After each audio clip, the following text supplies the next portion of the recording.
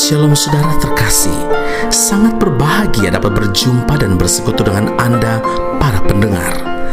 Matius 13 ayat 39, musuh yang menaburkan benih lalang ialah iblis. Saudara, iblis adalah musuh yang tidak kelihatan, tapi ada di mana-mana di sekeliling manusia. Iblis dan segala roh jahat yang ada di udara adalah musuh manusia yang sangat luar biasa. Rasul Paulus berkata dalam Efesus 6 ayat yang ke-12, perjuangan kita bukanlah melawan darah dan daging, tetapi melawan pemerintah-pemerintah, melawan penguasa-penguasa, melawan penghulu-penghulu dunia yang gelap ini, melawan roh-roh jahat di udara. Saudara, semua orang percaya terlibat dalam peperangan rohani ini. Di dalam aksinya, iblis itu berusaha untuk menabur benih-benih negatif, melemahkan iman, menjatuhkan dan bahkan menghancurkan umat Tuhan di segala sudut kehidupan.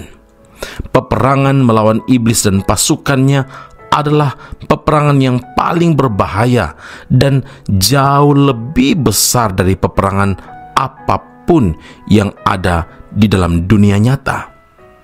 Tapi banyak orang Kristen yang tidak menyadari, sehingga mereka tetap saja santai dalam menjalani kehidupan rohaninya, berdoa kalau perlu saja, apalagi baca Alkitab, ibadah hanya rutinitas saja, melayani Tuhan pun banyak alasannya. Jika demikian, bagaimana mungkin kita dapat menang dalam peperangan ini? Saudaraku, kalau tidak hidup dalam pimpinan Roh Kudus, berjalan bersama dengan Tuhan, dan makin melekat kepada Tuhan, maka kita tidak akan tahan menghadapi serangan-serangan iblis. Kita akan terjebak dalam perangkap dan jeratnya, sebab iblis adalah penipu yang sangat licik. Yohanes 8 ayat 44, ia adalah pendusta dan bapa segala dusta, yang dapat memakai topeng seperti malaikat terang, padahal ia berjalan keliling sama seperti singa yang mengaum-ngaum. Saudaraku, itulah sebabnya Rasul Paulus tidak mau bermegah terhadap diri sendiri, karena sadar bahwa ia banyak kelemahan, ia banyak keterbatasan. Sebab itu terlebih suka aku bermegah atas kelemahanku, supaya kuasa Kristus turun menaungi aku. Karena itu aku senang dan rela dalam kelemahan, sebab jika aku lemah, maka aku kuat. 2 Korintus 12 ayat 9 dan 10. Kepada siapa seharusnya kita bermegah?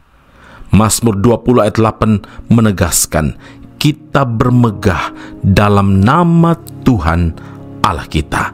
Karena itu ingatlah saudara, hanya dengan kuasa Roh Kudus yang ada di dalam kita dan di dalam nama Tuhan Yesus Kristus, kita dapat mengusir iblis dan mengalahkannya. Dalam nama Yesus bertekuk lutut segala yang ada di langit dan yang ada di atas bumi dan yang ada di bawah bumi. Amin. Mari kita berdoa. Bapa Surgawi, terima kasih Tuhan Yesus. Hidup sebagai orang percaya adalah hidup di dalam peperangan. Peperangan bukan melawan darah dan daging, tetapi peperangan melawan kuasa iblis, kuasa jahat, penguasa-penguasa, penghulu-penghulu dunia yang gelap, melawan roh-roh jahat di udara. Dan kami dilengkapi dengan firman Allah, dengan janji Tuhan, penyertaan yang sempurna dari Tuhan. Karena itu kami tidak boleh takut, kami tidak perlu khawatir, karena Tuhan bersama-sama dengan kami. Iblis boleh mencari celah dan cara untuk menjatuhkan setiap anak-anaknya. Tetapi bagi kita yang percaya, yang melekat, yang hidup dalam pimpinan Roh Kudus, kami yakin dan percaya bahwa hidup kami dijamin, hidup kami dilindungi, hidup kami dalam penyertaan Allah yang sempurna itu. Hari ini Tuhan, kami diteguhkan kembali dengan firman Allah bahwa hanya dengan kuasa Roh Kudus yang ada di dalam kami dan di dalam nama Tuhan Yesus Kristus, kami dapat mengusir iblis dan mengalahkan iblis, karena roh yang ada di dalam kami lebih besar daripada roh yang ada dalam dunia ini. Dan kami imani Filipi 2 ayat 10, dalam nama Tuhan Yesus bertekuk lutut segala yang ada di langit dan yang ada di bumi dan yang ada di bawah bumi.